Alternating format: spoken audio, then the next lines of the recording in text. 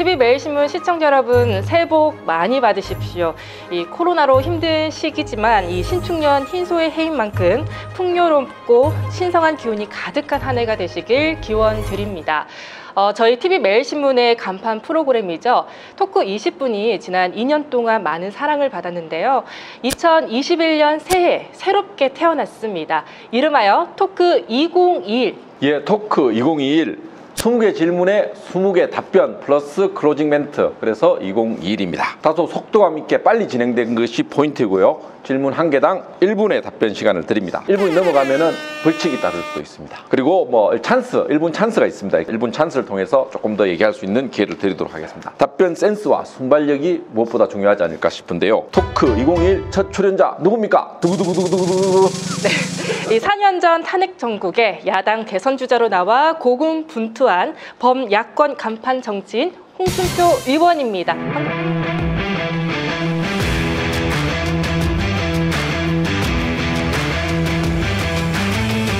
반갑습니다. 어서 오세요. 반갑습니다. 예. 3월 9일이 벌써 내년 3월 9일이 대선인데요. 5년 전에 참 안 좋은 환경 속에서 패배하셨는데 좀 서력할 수 있겠습니까? 문재인 대통령이 지금 이제 만 4년이 지났는데, 예.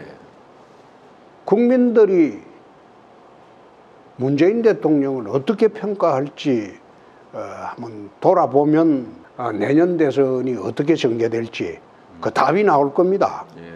예. 네, 그럼 토크 2021 본격적으로 시작을 해보도록 하겠습니다. 의원님, 우선 길게 얘기를 하시면은 봉변을 당할 수가 있어요. 그 점 주의하시고요. 제가 물총 공격 피하시라고 이렇게 또 바구니를 준비를 했습니다. 네, 이런 식으로 하면 중간에 나가버리는 수도 있어요. 응?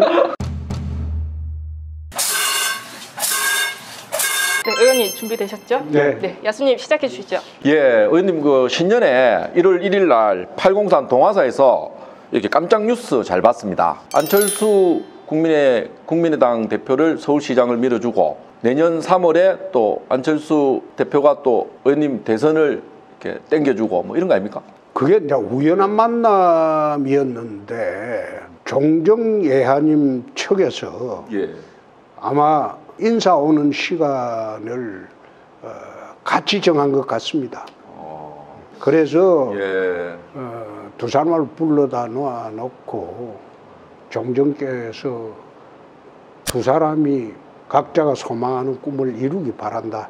막 그 말씀 하셨습니다. 예. 우리 홍 의원님이 안철수 국민의당 대표가 이제 서울시장 되는데 조금 알게 모르게 도와주지 않을까, 또 대선 때 홍 의원님 도와주지 않을까, 이런 좀 분위기가 있던데. 결국 예. 차기 대선은 반문재인 정권의 연장을 바라지 않는 국민 여망에 따라서 우리가 따로따로 나가서는 안 돼요. 예. 하나가 돼야 되기 때문에 가장 중요한 변수 중에 하나가 안철수 대표죠. 예. 근데 안철수 대표가 서울시장으로 나가면서 모두 힘을 합쳐서 차기 대선을 우리가 이기자는 뜻으로 말씀을 하셨기 때문에 차기 대선에 우리가 갈라질 변수는 많이 줄었죠. 예. 아무튼 큰 틀에서 이해를 하도록 하겠습니다. 네, 예. 네, 안철수 대표에 이어서 나경원 전 의원도 만나셨잖아요.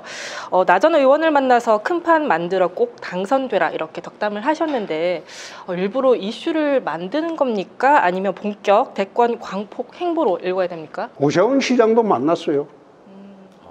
작년 12월 23일 날. 예. 어차피 보궐선거는 조직투표입니다. 조직투표인데 서울 시내의 구청장이 24개 구청장이 전부 민주당이에요. 그리고 서울시의 지방의원들의 80%가 민주당입니다. 예. 그러면 그 사람들이 조직을 동원해서 투표를 하면 보궐선거에 민심과 상관없이 여론이 왜곡이 되죠. 그래서 우리가 이기는 유일한 방법은 조직이 없기 때문에 전부 이게 큰 판을 만들어서 야당판을 만들어 버려야 되는데, 그렇게 만들려면 빅3가 나가야 된다. 예. 그래서 서울시장 선거에 야당 빅3 세 분을 다 만나가지고 이제 판을 키우는 게 좋겠다. 그래 되면 서울시장 선거판은 야당 선거판이 되는 거죠. 예. 알겠습니다. 경상도의 속건데 뭐 꼬랑하고 얍삽하고 이게 뭐 교묘한 이런 건데 권성동 의원 복당시키고 또 김태호 의원 복당시키고 김종인 비대위원장이 그 4월에 물러나야지 복당이 가능할 거로 봅니까? 나는 복당 여부를 크게 신경 쓰지를 않습니다. 야권의 대선 주자 1, 2, 3위가 전부 국민의힘 밖에 있어요. 예, 그렇습니다. 국민의힘 안에는 대선 주자라고 할 만한 사람들이 사실 없어요. 안철수 대표도 그런 이야기를 했는데 김종인 비대위원장이 하도 자기를 비토하니까 지금 국민의힘에 무슨 대선 주자가 있냐. 야권의 대선 주자 1, 2, 3등이 전부 밖에 있다. 예. 그래가지고 무슨 정당이 되냐. 안철수도 그런 이야기를 했는데 그래서 복당 여부는 그거는 큰 정치적인 문제가 안 될 거예요. 그러니까 우리 의원님은 뭐 범야권의 큰 판을 생각을 하고 계신 거죠? 그렇습니다. 예. 범야권의 큰 판을 만들어 가지고 대선에 임해야지. 예. 아주 작은 집단이 돼 가지고 거기에서 후보가 돼 본들 무슨 의미가 있습니까? 예. 그러면 또 민주당이 정권 연장을 해버리죠? 예. 그건 아니죠. 이 서울시장과 부산시장이 걸려있는 4월 재보선 판세 어떻게 분석을 하시는지. 부산시장은 누가 후보가 되더라도 우리가 이길 것으로 나는 봅니다. 여자 문제로 생겼기 때문에 여자 문제가 없는 후보만 나오면 누가 나오더라도 우리가 이길 것으로 나는 봅니다. 예.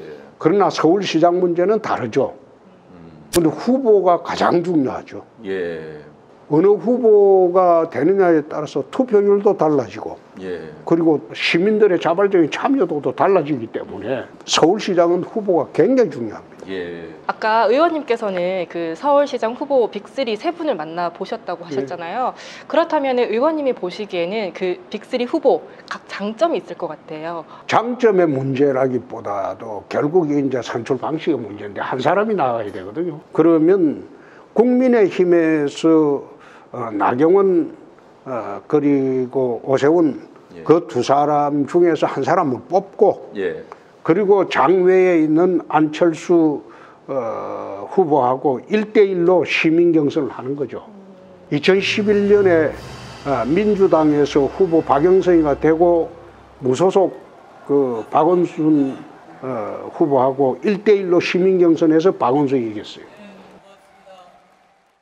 마찬가지로 지금 2번이냐 4번이냐 그게 중요한 게 아니고 시민 후보 한 사람 하고 국민의힘당에서 한 사람 뽑힌 사람하고 1대1로 해가지고 한 사람을 탄생시키는 것이 서울 시장을 우리가 되찾을 수 있는 유일한 방법이다.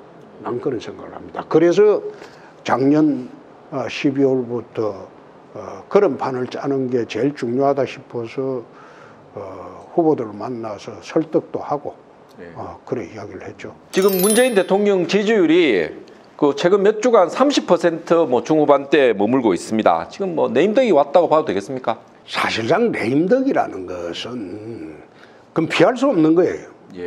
단임제 대통령은 반드시 내임덕이 옵니다. 그걸 안 왔다고 억지를 부릴 때 문제가 더 커지는 거예요. 그건 받아들여야죠. 그리고 지지율 30%가 하는데 아마 체감 지지율은 15%가 안 될 겁니다. 원래 지금 여론조사 하는 거는 응답률을 보면 리얼미터 응답률이 그게 4, 5%배 안 돼요. 뭐 어느 여론조사 기관에 25% 응답률 이야기를 하는데 그것은 자기들의 데이터베이스를 갖고 응답을 잘하는 사람한테 전화를 또 하고 해서 받아내는 수치에 불과하지 실제로 문재인 대통령 체감 지지율은 15%가 안 될 겁니다. 네, 여당 유력 대선 주자로 이낙연 더불어민주당 대표와 이재명 경기도지사가 거론되고 있는데요. 의원님이 보시기에는 개인적으로 각각 100점 만점에 몇 점을? 아니 내가 누구를 평가하는 것은 적절치 않지만은 이낙연 그 후보 같은 경우에 내 이미 2년 전에 이낙연 후보가 나올 때 저기는 페이스메이커에 불과할 것이다. 예. 그 이미 2년 전에 이야기한 이야기 있습니다. 그런데 아마 여당 내에서는 보궐선거 성패에 따라서 지각변동이 크게 올 소지가 있습니다. 제3의 후보가 아마 탄생을 할 가능성이 짙습니다. 지금 단연 또 화두가 되는 게 윤석열 검찰총장이 지금 범야권 1위 대선 주자로 우뚝 섰습니다. 그렇습니다. 윤 총장의 정치적 미래 어떻게 전망하시는지요? 나는 그 윤 총장의 정치적 미래를 지금 이야기하는 것은 참 난센스라고 보는 것이, 검찰 사무만 가지고 대통령 여부를 결정할 수 있습니까? 정치, 경제, 사회, 문화, 외교, 대북 모든 것을 다 봐야지 어떻게 검찰 수사 하나만 보고 대통령 감이 된다 안 된다 그 말을 하는지 나는 그게 이해하기가 어렵다 이 말이에요. 지금 그거는 하나의 현상에 불과하죠. 그리고 문재인 대통령이 잘못에 대항하는 사람은 지금 국민들이 보기에 윤석열 검찰총장밖에 없잖아요. 야당이 지금 문재인 대통령 잘못에 대항을 합니까? 그 이중대 노릇만 하고 있으니까 마음을 둘 데 없으니까 반 문재인 전선에 있는 사람들은 유일하게 보이는 게 윤석열 검찰총장밖에 안 보이죠. 그런데 윤석열 검찰총장이 정치인으로 변신을 하려면 그거는 나중에 별개의 평가가 따릅니다. 그걸 갖다가 지금 앉아서 논의한다는 거 그 자체가 나는 참 그 난센스다. 새해 첫날 이낙연 대표가 이 두 전직 대통령 사면 카드를 꺼내 들었는데요. 지금 약간 흐지부지된 상황인데 의원님이 보시기에는 문재인 대통령이 본인의 임기 중에 이 사면을 할 가능성이 있어 보이십니까? 사면이라는 거는 그게 이제 은사권이라고 합니다. 은혜할 때 은혜하고 사면할 때 사자를 써가지고 옛날에 군주가 죄진 사람을 은혜로 용서해 주는 걸 사면이라고 그래요. 그것이 지금 현대 대통령제대 하에서 사면권으로 나타났는데 두 전직 대통령이 지금 당하고 있는 것은 정치재판이에요. 박근혜 대통령도 정치재판, 이명박 대통령은 지금 사감에 의한 보복 정치야. 아무런 죄 없는 사람을 가다 놔놓고 죄를 인정하고 사과하면 용서해 주겠다. 그건 경우가 아니에요. 그 사면 대상이 아니에요. 억울하니까 석방하라고 해야 돼. 최근에 어느 정치인이 자기가 탄핵에 가담하고 박근혜 정부 몰락을 시키는데 일조를 했기 때문에 대통령 보고 사면해달라, 사면해라 그 요구하는 거 보고 그거는 박근혜 대통령을 사면해달라고 이명박 대통령을 사면해달라고 하는 것이 아니고 내가 한 탄핵의 행위가 정당하니 사면해라 그런 주장하는 거예요. 그래서 사면 대상이 아니고 그냥 무조건 저거는 억울한 감옥살이 하고 있으니까 풀어내라는 거예요. 그래서 석방하라고 요구를 해야죠.